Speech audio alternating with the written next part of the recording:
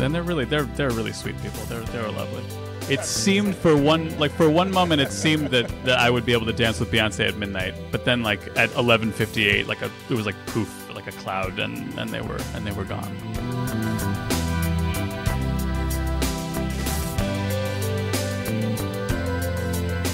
You're listening to the Taste Podcast. I'm Editor-in-Chief Matt Rodbard, here with Senior Editor Anna Hezel.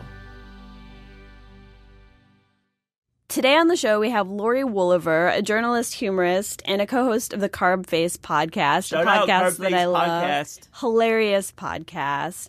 Also on the show, we have Ryan Angulo and Doug Crowell, the duo behind the new cookbook Salt and Kindness. But Matt, tell me a little bit about Laurie. Love Laurie Woolever. I've known her for years. She is a fresh and highly original voice in the food writing game. And she also hosts this great podcast, the Carbface podcast, with Chris Thornton, a.k.a. Shit Food Blogger. You should check him out on Twitter, @ShitFoodBlogger. He will rock your world, blow your mind, maybe insult you. What is Laurie working on now? What is she writing anything? What is she up to? Laurie was Anthony Bourdain's longtime assistant, and she's working on a Bourdain book project, which we talk about. And, she's writing all the time. She's written a few stories for Taste, and I think I just kind of wanted to write more for Taste. That's all I got to say. Here's Matt talking to Laurie.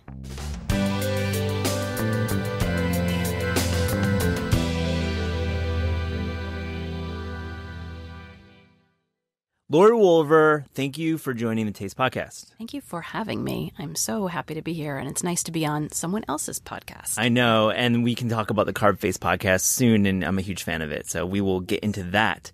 But you've been a private cook, a nanny, a caterer, a freelance writer, a busgirl, a copywriter, a farmhand, video store clerk, and editor at Art Culinaire and Wine Spectator. Laurie, the question is, what job did you hate the most? Well, my worst job that I hated the most was at Brooklyn Botanic Garden. I was an intern, and so sometimes we would do things like mow the lawns or, cut down long grass with like a scythe. I knew that I wasn't going to be an urban gardener, pretty much when I got there and was like, oh, I hate the work part of it. What about the private chefing job? Who are you cooking for? Those were more fun jobs. The first one was 2 years, and it was for a family in Manhattan that was very wealthy and fairly eccentric. Nobody. Well, I don't know if they're high profile or not, but I'm not going to say their names. But it was a great education in New York, a specific type of Upper West Side wealth, and shopping at places like Cinderella every day and Zabar's and Fairway was such a mind-blowing experience with for me. With a credit card. Yeah. Whatever. And working in this gorgeous penthouse apartment on the 32nd floor, and all of this, it was intoxicating, and the cooking part was actually not that exciting because I didn't know how to cook, really. I knew how to do some basic stuff, but I hadn't been to cooking school. But this was a family that was very interested in having like low fat. Mm-hmm. I mean, this was the 90s, so it was all about the low fat. So they wanted low fat meals, simple and calorie controlled. And so I was able to do that. I wanted to dive into your background because it's really diverse. You've got a lot of cool things. And then I mentioned Art Culinaire and Wine Spectator. So you ended up in a career in journalism while long time serving as Anthony Bourdain's assistant. And I want to know, how did these experiences inform your journalism? Sure. Well, so, those were separate times. I did the 2 editing jobs, and then I went to work for Tony. Yeah. But how did my whole sort of weird checkered career inform my journalism? That's a good question. I love your journalism, and I wanted to have you on the podcast to talk about your style. Well, first of all, I kind of don't consider myself a journalist, but it's nice of you to say. I try and be accurate, and make sure everything is fact checked, and do all the things that a journalist should do. But I don't know. I guess it's semantics. I guess just being a generalist and having all of these different job experiences is helpful in being able to talk to a variety of people and in sort of thinking beyond, the usual suspects. I've got a great, I want to say a Rolodex, but I haven't used a Rolodex in years. But I have a great, contact list from, a 22 years, almost 23 years since I moved to New York and started working as an adult. I think just being in contact with a variety of people and not just being sort of narrowly focused on food and restaurants has been helpful to kind of expand. What do you like to write about? Like, what really gets you excited in terms of like food journalism? And I'm using that word. I apologize. Yeah, no, it's fine. I have to say, like around this time last year, I started to get incredibly sick of writing about food, and just sort of felt like there's nothing new, or the things that are being written about are not things that I'm interested in. And then it seems like things have really changed and people are able to write suddenly there's this market for more political food writing or more personal food writing or food writing that somehow involves issues of mental health and general health. So that's, in theory, that's all really interesting to me. But mostly I'm in kind of a travel headspace because of this book that I'm working on. So my food writing, as you've probably noticed as I keep not pitching and saying, oh, sorry, don't have time, has sort of fallen by the wayside because I'm so travel focused right now. But in general, I find that personal essays are kind of where it's at for me right now. Let's talk about the two Anthony Bourdain book projects you're working on. You're working on a travel book and another book. Just I'm really curious what those are. Mm-hmm. So the first one is a travel book that we started working on together before Tony died. It is going to be sort of an atlas of the world according to Anthony Bourdain. So it's not completely comprehensive, but it's the places in the world that he loved, from his extensive 15 or 20 years of world travel for television. So it won't be every geography he's been to. And then even within those geographies, it won't be every single thing that he tried. We sat down and about a year ago, did sort of a stream of consciousness conversation where I just listed off all these geographies, and he, off the top of his head, talked about the places that really resonated with him. Do you have that recorded? I do. Recorded and transcribed. Wow, and amazing work. That's been my kind of my touchstone document in making this book happen, because unfortunately I no longer have access to Tony, and so I've had to really kind of lean heavily on that. But I also have obviously the resources of his TV production company 0.0 and his books, and the 9 years that I worked closely with him as his assistant. What was the first country that came out of his mouth when you're like, we're doing this free-form brainstorm? Well, it wasn't so much like I had a list that just went sort of, it was organized by probably, I don't know. I think, the first one we talked about was Japan, but it was just because I started with Asia.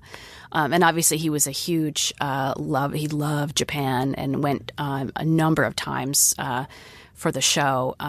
He in the last 4 or 5 years, he took me along on one shoot per year. I got to choose the location. And so twice in the 4 or 5 years that we did that, I went to Japan with him, and it was such a thrill to see him loving Tokyo in particular so much. And the first night we were in Tokyo, we went. The crew hadn't arrived yet; they were still back in another location, and so just the two of us went out to dinner in Shinjuku, in the neighborhood in Tokyo, and his true just excitement and happiness at having this simple, yakitori and beer, and then we went and got some ramen, and then we kind of ambled around the Golden Guy, and just all those tiny little bars in Golden Guy. Yeah. And it was something that of all the experiences I had with him, this was something it was really, really special. His first episode ever for Cook's Tour was in Tokyo, right? I think so. Yeah, yes. I remember that old footage. It's just amazing to see. And so you have a second book you're working on, as well as the Atlas, which sounds incredible. I can't wait to read it. What's the second book? The second book is going to be an oral biography. What some people have said, it's just a recorded document, even before the project started, I wasn't even sure what an oral biography was. What it is in my case, it's interviews and people telling stories about Tony, people that knew him from all sort of ends of his life, starting with people who knew him as a child and as a teenager, all the way up through the end of his life.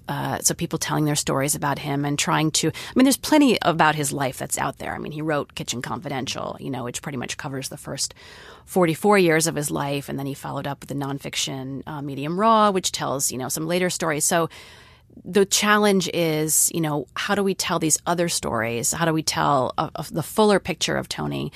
And it's been amazing. This is somebody that I thought I knew fairly well. And each one of the interviews that I've done so far has revealed some new side of him or some wrinkle to the I think anyone that tells stories for a living and especially talks about themselves kind of gets their own story kind of well practiced and maybe some of the details get polished off. And so there are some things that I thought to be absolutely true about Tony that have found are maybe that wasn't the complete story, the one that he was telling. So it's been really a nice way to kind of work through my grief. And, I was going to ask you, how are you doing by having all these stories and all these sessions kind of enter your world? That must be really challenging. Yes and no. The day that he died, obviously everything changed, but it's been kind of a comfort to continue to work, if not exactly with him, then, with his voice and with his stories and with the people who knew him. So it's kind of a nice transition. I'm looking at it as a transition period, where I'll finish these two projects and, still have this sense of being immersed in him. And, when they're done, I don't really know what's next for me, but I will feel it would have been very difficult and strange to, the day he died to kind of say, all right, well, I'm done with that. Let me go look for a job, Which I'm sure went through your mind because, it's a lot of grief and that's a lot of pressure on yourself. Yeah. It's been terrifying in some ways. I had a lot of security working for him. He was a generous employer and, it's definitely been a huge adjustment to go from being a salaried employee with benefits to essentially a freelance writer. Books are not huge money makers. I'm fine, but it's they're not. They're absolutely not. It's a different, it's a different mindset to be thinking, okay, well, I have to do this work, but I also have to be thinking 6, 9, 12 months ahead, like what's my next thing going to be? Because rent comes due every month. Absolutely. And but I wanted to talk to you also about your own work because you've got such an eye for detail and you've got a cool style. And I wanted to ask you about the taste story that you wrote last year. Cook the Whole Damn Heart. Cook the Whole Damn Heart. It was a really great story. It was very popular on Taste. What was that story about? Tell us. Well, it was about cooking hearts. I've always, since cooking school, been really interested in organ meats. Back then, this was 1998. They were not hugely popular the way that I think they kind of are now. But somebody had given me a book called Unmentionable Cuisine, and it just absolutely captured my attention and my imagination. This idea that there were so many other edible parts of animals and things in the world that you could eat that weren't just, packaged pork chops and chicken breasts. So I've always had this interest in organ meats. Of course, we had a unit on it in cooking school, and I started to put together the idea of an organ meat cookbook several years ago. And at the time, the market, I don't know, I was easily dissuaded by an agent who I thought, so now I realize had kind of a lack of vision. Boo. Not on your payroll anymore. Yeah. But so this is something that's always been interesting to me. And so when I was pitching you stories, I thought, well, heart, it is a muscle. It's actually not an organ, but it gets lumped in with organ meats and offal. And it's, it's delicious and it's beef heart, high protein and cheaper than, your average steak cut. And thinly slicing the beef heart. So you're taking a large beef heart, which is the size of a human heart, pretty close, right? It's a bigger, I'd say. Bigger, yeah. I guess you're right. I've never actually held a human heart, thank God. So larger than a human heart. Thank you for correcting my lack of knowledge. But you're slicing it thin, and then you're kind of soaking in a bunch of great sauce. What was the recipe that you developed? It was a red Thai curry, so super simple. It was the red Thai curry paste that you can buy in your various markets, and there was some coconut milk and some shallots. I don't have the recipe in front of me. I know there were a few other ingredients, but it was pretty simple. I think it was like a 5-ingredient recipe. A little cilantro, and maybe some garlic. I think you had it in there. And then, lettuce wraps if you want to go that way, or rice or whatever. It in some ways is very similar to venison, which is something that I have a fair amount of experience with. My dad is a lifelong outdoorsman and hunter, and so there's always a venison roast being passed to me whenever I visit my family. And that is an extremely lean meat, and it can be sort of have that iron tang to it. So it's really desirable. I kind of love that. Yeah, personally. it's ward off your anemia. Yeah, love it. But it can be challenging. I mean, it's not, you're not, if you're expecting to bite into something that tastes like a ribeye steak, you're going to be disappointed, and you have to sort of know what to do with it. So marinades can be key, or, grinding it up with something that's fatty, with some pork fat or just with some bacon. Something to kind of balance that out. And, so thinly slicing it is good. Or, roasting it really rare, sear it on the outside and cook it so it's just bloody. Oh, I love that. And then you just throw some salt on it. Yeah. And do it that way. When we were talking about this interview, I wanted to get your thoughts on some topics you had strong opinions about. Yep. You gave me a long list, and I love this. I wanted to go over a few of these. Sure. In no order. Let's talk about pigs in a blanket. Strong opinions, Laurie Woolever. Yes. Well, I just was at a New Year's Eve party at my friend's restaurant in Queens called Queensboro. And the chef there is Tony Liu, who people may know from, in New York, may know from Mirandi or Bobo, Danielle. He's a really talented guy, and he's also a friend and a neighbor. So he made these pigs in a blanket, which were basically made with full-size franks instead of the little cocktail wieners or Vienna sausages that you expect.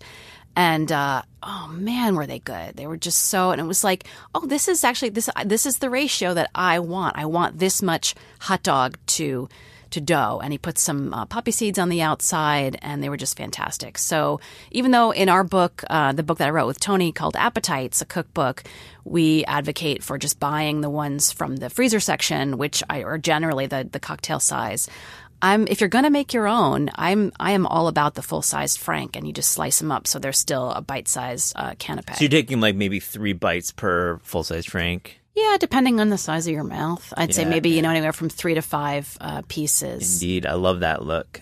Tell me, you had on this list grocery store ham.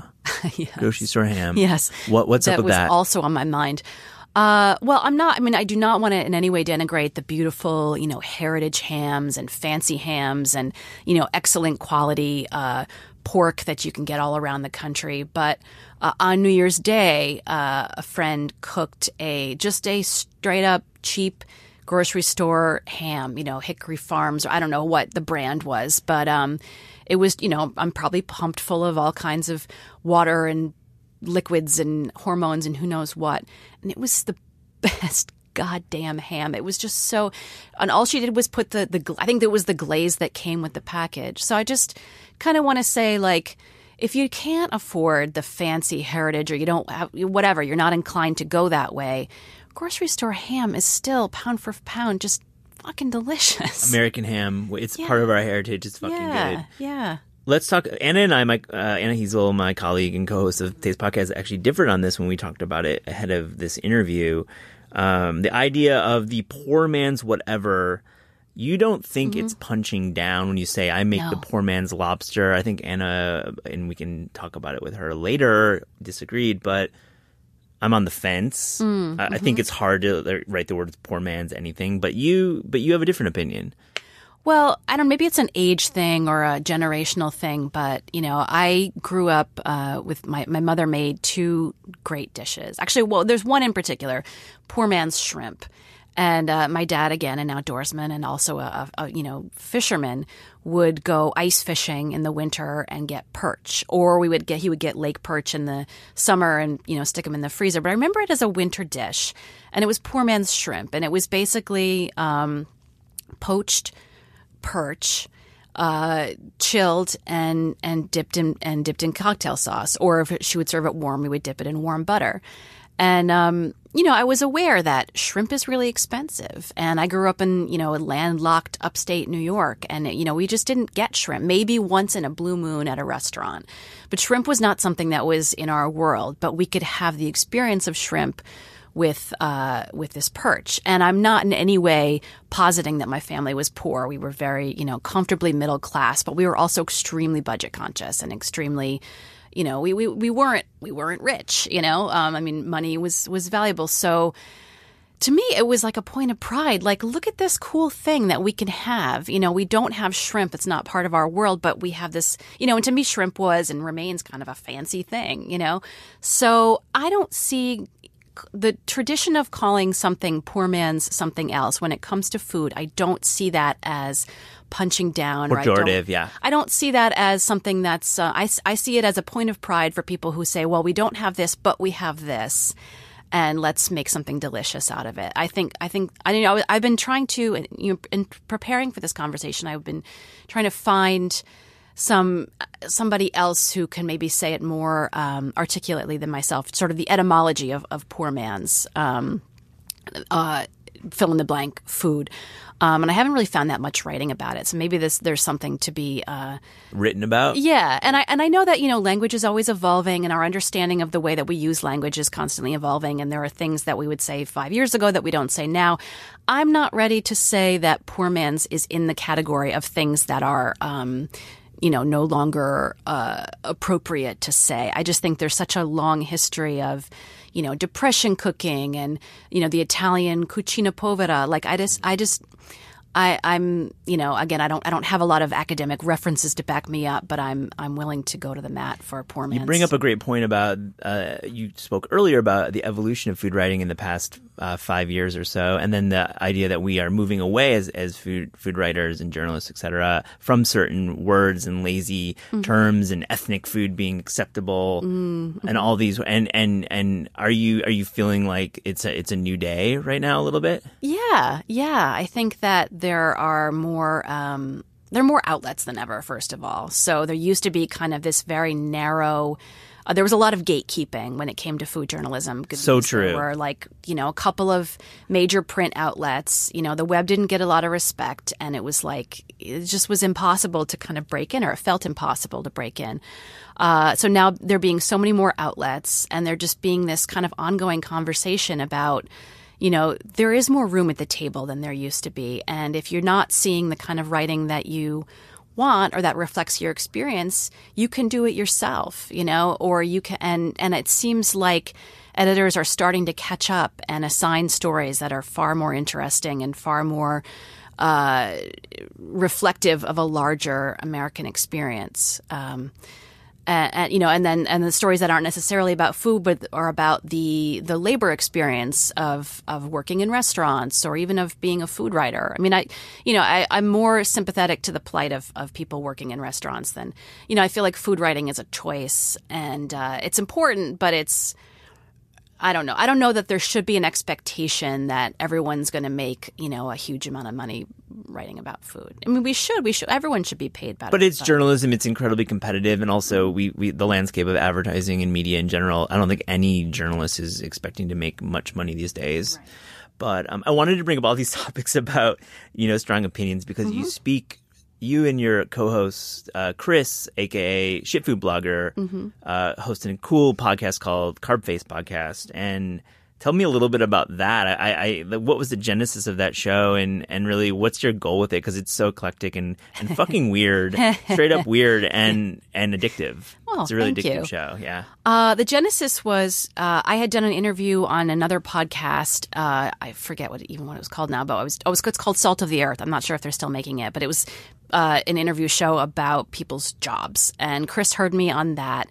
And I guess we had, like, he's friends with many people on Twitter because he's got a very dynamic and sometimes very aggressive and confrontational Twitter handle, Shit Food Blogger. So we had become friends through that. And he reached out and said, I listened to it. I like the way that you talk. And would you ever want to do a podcast? And I was like, no. Immediately, like, yeah. No. It's just like, I don't have time for that. And, I'm often a like say no first person and then sometimes reconsider. And he kind of talked me into it after a while, or we were, I don't know. I was intrigued, but I thought, who am I and whatever. It just didn't seem appealing to me. But we eventually agreed to meet and then to just kind of try out talking on the mic. And we spent about a year actually developing the thing and recording and sort of practicing being together. And it turned out, right away we had great chemistry in terms of our senses of humor and bouncing off each other. And I think we had a lot of the same references and the things that we found funny. So that's how it came about. It was very much just like, well, this is fun. I don't know if we'll ever, we still, it's not something that we've made any money on. In fact, it's cost us money, but, the High Chew bucks haven't come in yet? No, we do not have any sponsors. Listener, there's an ongoing gag / investigative report about High Chew that you need to catch up with. There's a bit of an arc. It's actually, I think, evolving, you'd say.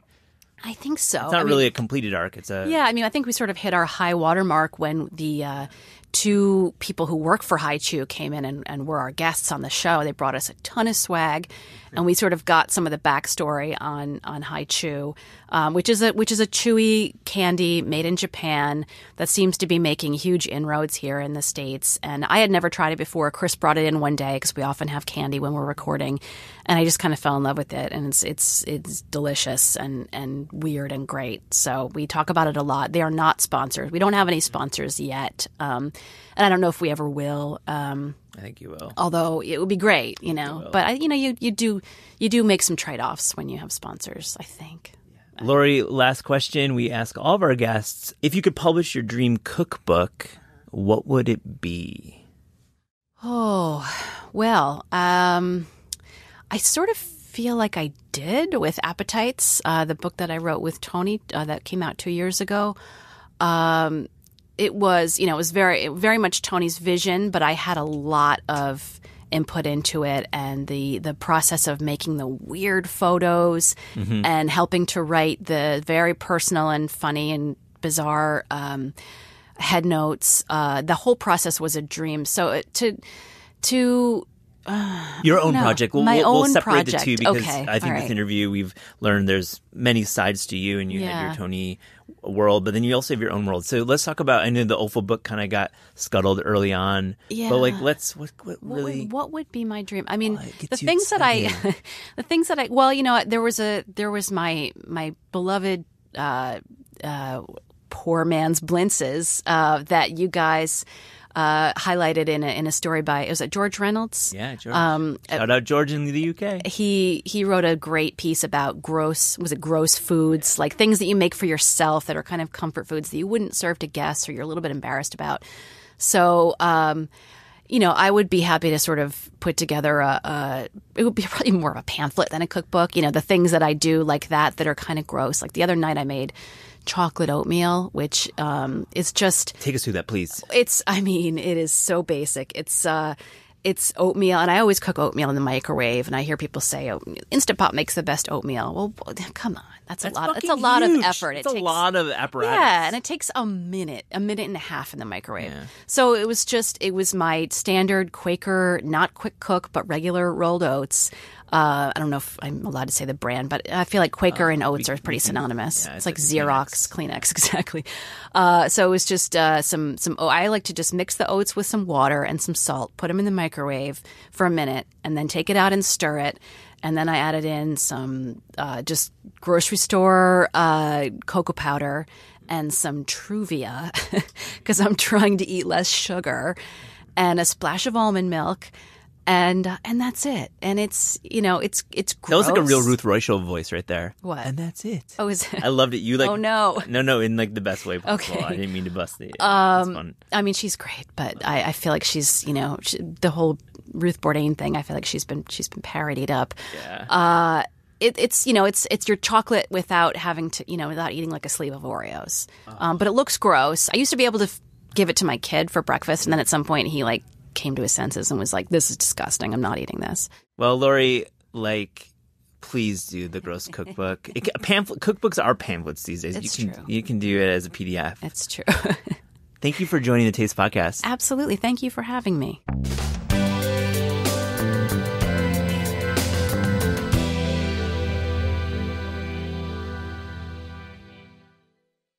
Here's Ryan Angulo and Doug Crowell live at Books Are Magic.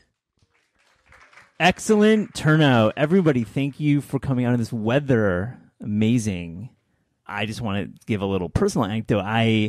When Buttermilk Channel was opening over 10 years ago, I met you.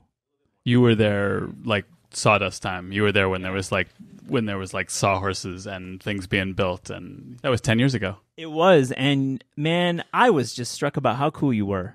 Like, I just loved talking to you about food. We talked for I was just exhausted. I was really, really I was actually asleep while we were talking. It was an exhausting build out, but I mean, 10 fucking years running a restaurant.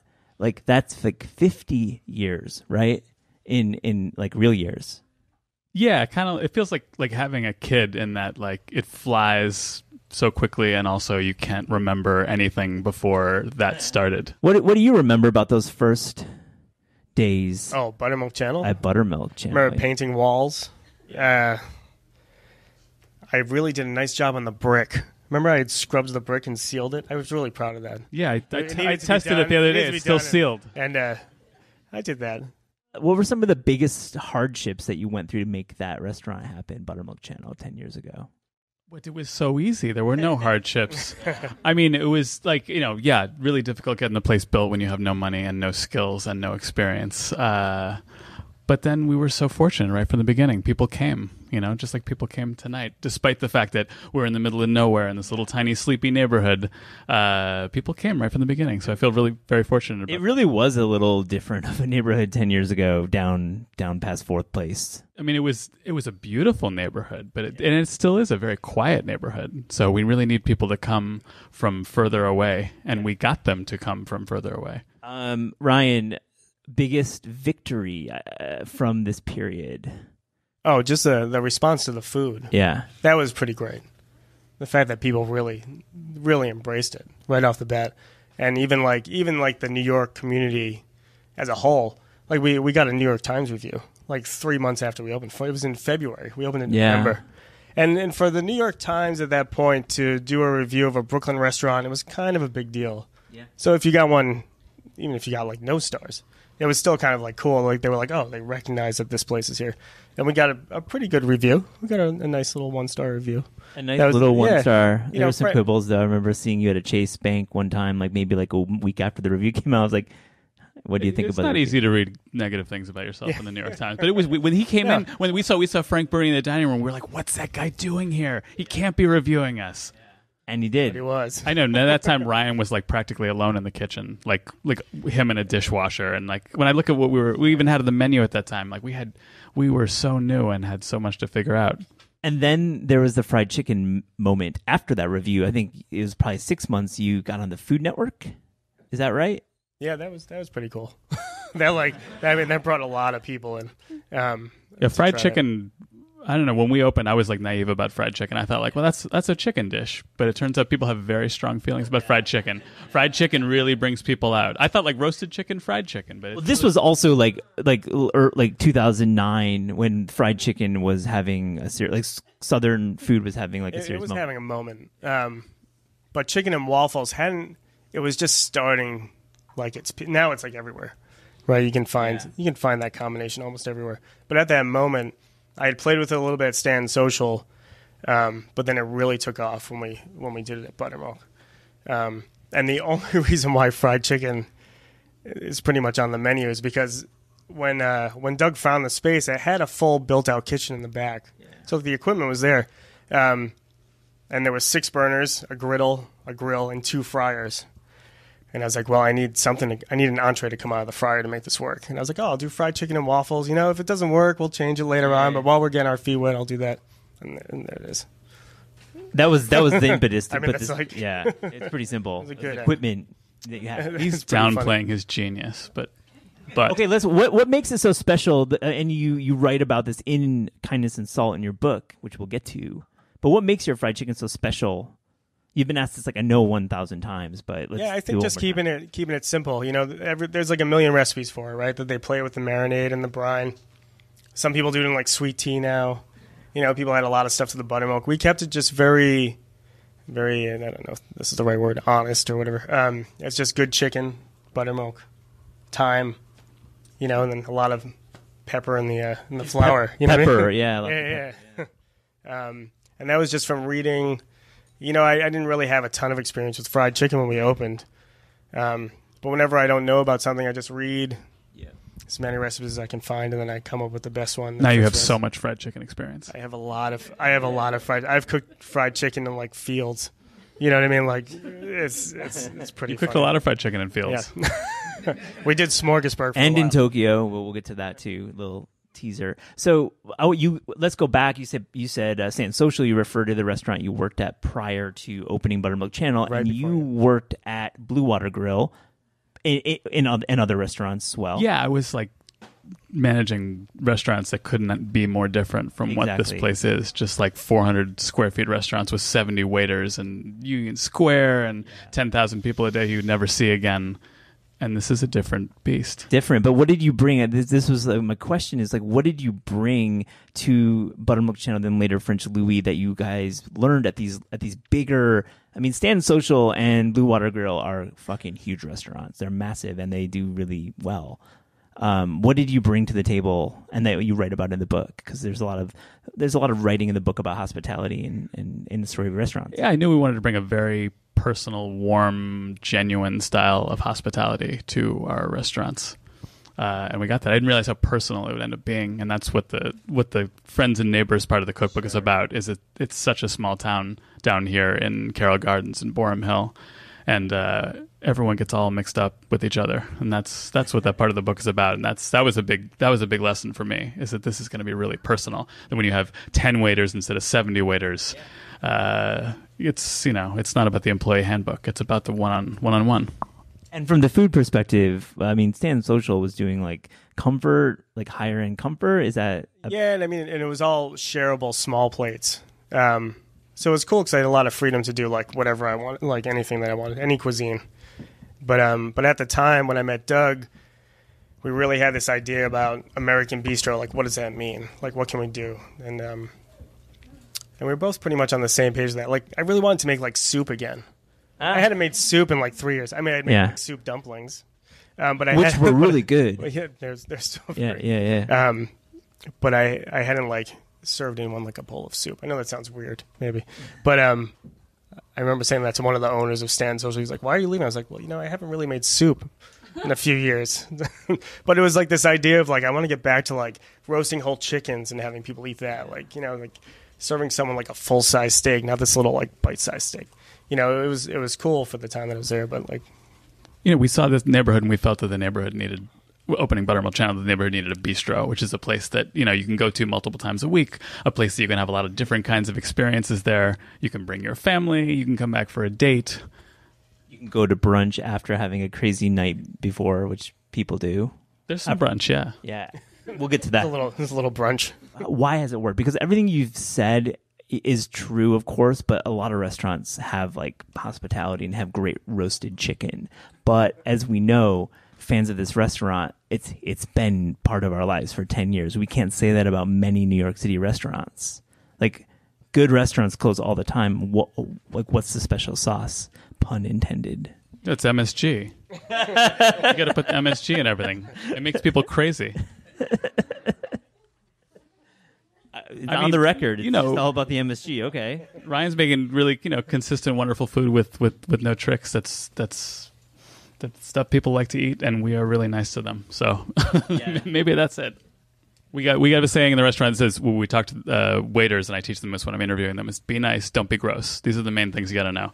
We got to be nice to people, and that's real, genuine niceness. Yeah. That's like unambiguous niceness that anyone can see. It's like a big smile, so that everyone who comes feels welcome. And then you just got to not be gross, Just do not gross. There's so many ways to be gross. There are There's different rules for the food. yeah. Food is be delicious and be hot.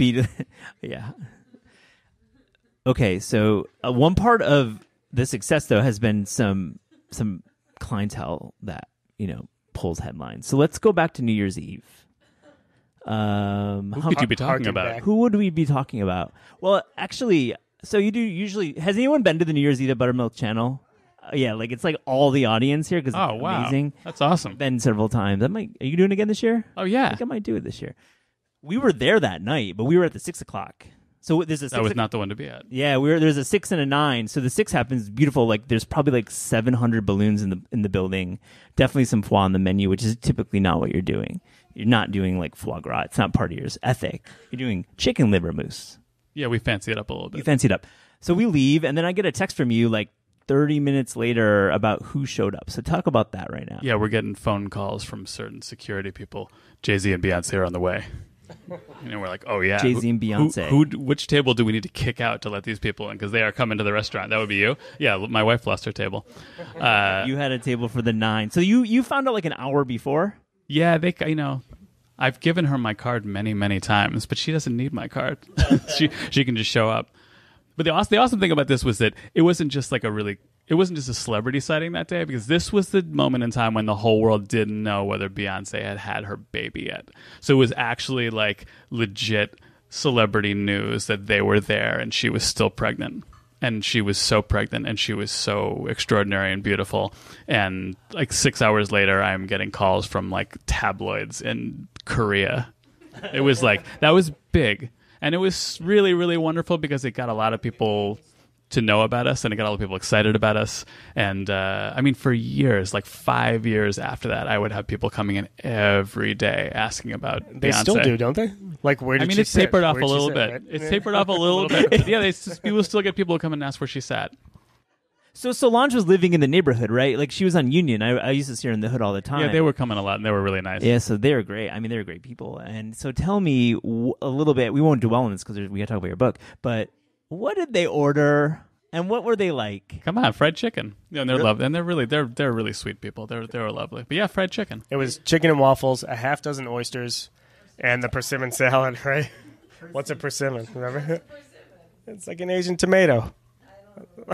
It seemed for one moment it seemed that I would be able to dance with Beyonce at midnight, but then like at 11:58, it was like poof, like a cloud, and they were gone. And they paid To wherever, yeah, they paid. They paid, to wherever they tipped great. To wherever those two are on New Year's Eve is where they went. probably to play a show somewhere, and they probably had a jet waiting, right? Isn't that what you do on New Year's Eve? I think they were just going to her sister's house for New Year's Eve because she was like super pregnant then. I mean, I think I've told that story as many times as you have because I'm like, wow, there's like this cool restaurant neighborhood that. It's great when celebrities come in. It's people are excited about it, and they'll never forget where they were when they saw that person. I want to talk a little bit about some of the recipes because I love the way you write these recipes. The head notes have a lot of personality and just like anecdotes and stories from the rest. But you have some of your greatest hits, and a couple in particular. I'm happy that you shared the secrets. So this chicken liver mousse, I always thought it was red wine, but it's not red wine. It's Calvados, right? It's Calvados, yeah. That's cool. Well, at first I was using because it was like I was really like into this, like everything's got to be American because it's American bistro, and we were using Applejack at first. That's right. Applejack. But Calvados for the book, that's more. You can find Calvados anywhere. I think I put like any type of like apple brandy in the recipe or something like that. But just the Calvados because the chicken liver mousse is made with apples. It just made sense. You know, I could have used regular brandy, but just gave it that little more sweetness. I love it. And there is some here, by the way. If you haven't had any, you brought some food. So try it out. But like that dish and then the soca at French Louie, I just love that. I love that you've kind of brought the soca to South Brooklyn, I must say. Yeah, I don't know where that dish came from. I mean, we had the soca on the menu as a snack. And that was what a soca is, in case. A soca is a chickpea flatbread. It's kind of like a chickpea crepe, but a little different. It's traditionally made in like wood-fired ovens. We do ours a little different in like a pan, and with our like salamander or like a really hot oven. And we had it as a snack on the menu, where you could just get the small soca. but it seemed like such a great vehicle for lots of stuff, so I just made it really big and then put all this stuff on it. Like beet hummus, which is, you can try some right now. And there's like braised grains and greens and grains, lemon yogurt, olives. It hasn't changed too much since it's like Put first. an egg on it, possibly. Oh, for brunch, yeah, we brunch, definitely put an egg on it for brunch. Yeah, that one. I like that one. I mean, how many? You do a lot of I do those like that at French Louie, right? Yeah. The 10,000 a day. The soga's at every service. Lunch is the base for salads. At dinner, it's our big vegetarian entree, and at brunch, it's our nice like savory egg dish. Yeah, I can't wait to make it because I've tried to think through in my head and tried to play around with some ingredients at home. How do you make it? It takes a little practice. Yeah. Hot pan, right? Yeah, hot pan. Your broiler on high. Yeah. You might get a little smoke in your apartment. When we first started testing it out, as myself and Ian Alvarez, the first chef de cuisine at French Louie, and he was the first sous chef at Buttermilk Channel. We just had a night with just him and I and a 6-pack and a bunch of soca batter, and we just turned on the ovens high and turned the salamander on, and we figured out how to do it in that kitchen. And then I think I figured out how to do it at home. It's in the. You need a cookbook. 6-pack. You might need. The You might missing need a ingredient six-pack. is a 6-pack. 6-pack, yeah. Okay, It so takes a little trial and error. how do you make these recipes work then for the home? Because that's always the challenge with these books. Like they're not, because it reads really well. Like it reads like it's a home book, which is cool. I mean, that was probably the hardest part. Like getting into, like, how would I cook this on my apartment stove? That doesn't really get so hot. You know what I mean? Yeah, so if you read a lot of the recipes, a lot of them call for like cast iron pans and these heavy bottom pans because they hold heat really well for the type of food that we're trying to cook. And luckily we had a great team of recipe testers. We Doug enlisted our regulars and sent them recipes and family and they Somebody in here and, tested recipes. Yeah. Yeah, Susanna tested recipes. We had an army of friends and neighbors test on it. That was really cool because some of them stuck to the program, like really literally, and then you see whether like that works. And other people were like, "Yeah, I didn't do that. That didn't work for me. I did something else." And you get to see that's also real. Yeah, and so it was kind of cool because like real people at home tried out the recipes, and they came back with pretty good results. So we're like, okay, that works. Results were good. All right, they must be good. You got a little future in this cookbook game. Yeah, there weren't too many adjustments. There aren't too many errors. There's not. Yeah. I talked to one friend who I will definitely not name who says that every time he goes into a bookstore and his cookbook is there, he has to open to like page 106 and change tablespoon to teaspoon just as a public service. I know who that is. We haven't really given French Louie that much love. I feel we've really talked about Buttermilk Channel, but like, why did you decide to open French Louie? Like, what was missing in your life? French wine for me. Okay, right. We both went to Paris around that time, and there's really exciting bistros in Paris. I think you went one year, and then I went the next year. Something like that. And we were just like, "Oh, this is cool. This food might work. Yeah. Might be all right." And at first, we were kind of like, "Oh, French steakhouse, whatever that means." We didn't know what that meant. But that was kind of kicking around for a minute. But then we're like, "Oh, steakhouse. It's not so inviting to a neighborhood. It's kind of like a special occasion steakhouse." Yeah. So that's why there's like a heavy steak. There's like that steak frites section on the menu. That's my steakhouse. We put that in like the day before we opened. We had this steakhouse thing in there, and we were like, why isn't this steak frites? Wasn't that what everyone wants? Yeah, I think I had it something weird. It was like, it translates to like hot meats. Showed Viande showed. Oh yeah. We thought Viande showed might not be a winner. Stuffy. We're like, but we had both. That only lasted about 24 hours.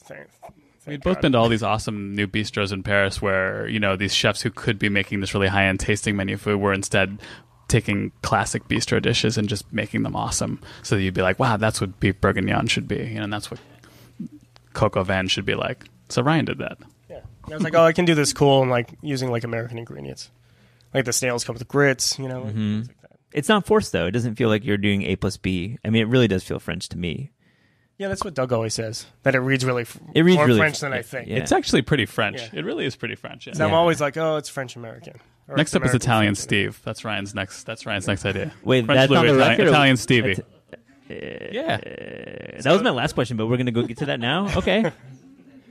Italian Steve's funny because there are a couple of these two sous chefs, Andrew and Sean. They were like frickin' frack at Buttermilk Channel. And when we opened French Louie, they were like, oh, what's next? Italian Steve. They just said it. And I was like, and it's just been like a running joke for 5 years. Like, I still like message them on Instagram, like, Italian Steve's coming. Get ready.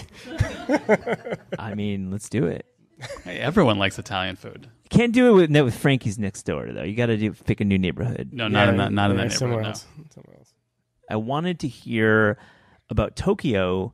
A little under the radar. I feel like you haven't really like put any press releases out, which is a cool thing. But you have kind of a growing little empire happening in Tokyo. I've been making the joke that my feet are big in Japan because my feet really are big in Japan. I went to this restaurant where you take off your shoes and there was this like shoe cubby, and it was like no way my shoes were going in that cubby. It's I've been a little reluctant to tell people because I don't know. I've told some customers and I feel like they get this look in their eye like, oh, I thought you were this cute neighborhood restaurant and you're really this giant international thing or something, you know. But it's so exciting. It's wonderful, and the place is beautiful. So talk about what neighborhood, what is it, and how many are you going to open? It's in Harajuku, which is like the craziest neighborhood in Tokyo and a beautiful place. And I hope they open a bunch of them. I just want to keep going. We just want to keep going. It's so wonderful there. We had a blast. I mean, the food is so great in Tokyo. We were out till like 5 a.m. every night just eating. And they did a great job. The food is exactly the same as it is at Buttermilk Channel in Brooklyn, except smaller because they cannot even begin. They cannot even begin to like confront a whole plate of our fried chicken. Right. But the kitchen is beautiful too. I mean, I'm sure it's really well run. But were there any challenges in sourcing and trying to make the translation? There were, yeah. I love, Some ingredients were different. Like French fries were kind of a thing we had to figure out. In what way? The potatoes are different. They have a higher sugar content. And it took like one of the higher up man, like I don't know what Mr. Sato is. He's like runs half the company. He was like, you need to use this potato. And I was like, oh, okay. Where were you hiding that potato? Yeah, like why didn't you tell me this earlier? And then he was right. Their eggs are great. Their eggs are beautiful. Yeah, their eggs are beautiful. There's a lot of great products. But it wasn't, I mean, a lot of stuff can get imported. Buttermilk was a funny thing because they don't use a lot of buttermilk, and we use a lot of buttermilk in everything. Yeah. I mean, it goes in like a lot of recipes that you wouldn't think of. Like some of the vinaigrettes get buttermilk. But it wasn't too bad. It's a lot too much more loss in translation. Explanation. I mean, if anyone in this room were to go to Buttermilk Channel for the first time and look at the menu, you would see everything pretty familiar. And a lot of people come to their restaurants if they haven't traveled and nothing is familiar. So it's a lot. Those waiters have a lot of explaining to do, and they do. Like all the stories that we have, all the stories behind the dishes and all the names, and it's been written down on a note card. It's been written down, and they are saying it in Japanese, and I don't know what they're saying. Cool and probably very weird. And pictures help. It's not a weird thing to have a menu with pictures on it. Yeah. Japan, which I think you've pushed. Yeah, very pro right? picture. You're gonna like open maybe in Osaka and some other cities too around the country. Yeah. No, we're like next up is Yokohama. Yokohama, cool. Which they told me is the Boston of Japan. I don't know how they thought that would land. Well, that's cool. I think that's a really amazing opportunity, and I could see why people would maybe think you're owned by a major conglomerate, but you're not. The tough question to answer in Tokyo, because I was being interviewed there, is like, so why would you open in Tokyo? And that's difficult because it's like the greatest food city in the world. So you feel like you're saying, well, this place has all the awesome food. Naturally, you should have mine. But they really are, like, everyone is really interested in food there, like everyone, and they're very tuned into like specific differences between, like, they see our fried chicken and they say, this is like no fried chicken I've ever had, because they love the vinegar maple syrup sauce. Oh yeah, that's right. Yeah. Like everyone I met could tell you the difference between like the ramen that is served at like 100 different places. They're very like they're really interested in trying new things. Thank you so much, guys, for joining the Taste Podcast. Appreciate it.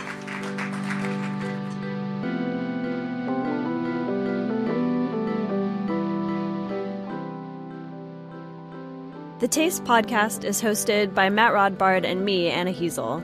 The show is produced by Gabrielle Lewis, studio recordings by Pat Stango, theme music by Steve Rydell. Interviews are recorded live at Books Are Magic in Cobble Hill, Brooklyn, and at Penguin Random House Studios in Manhattan. Visit Taste online at tastecooking.com. Thanks for listening.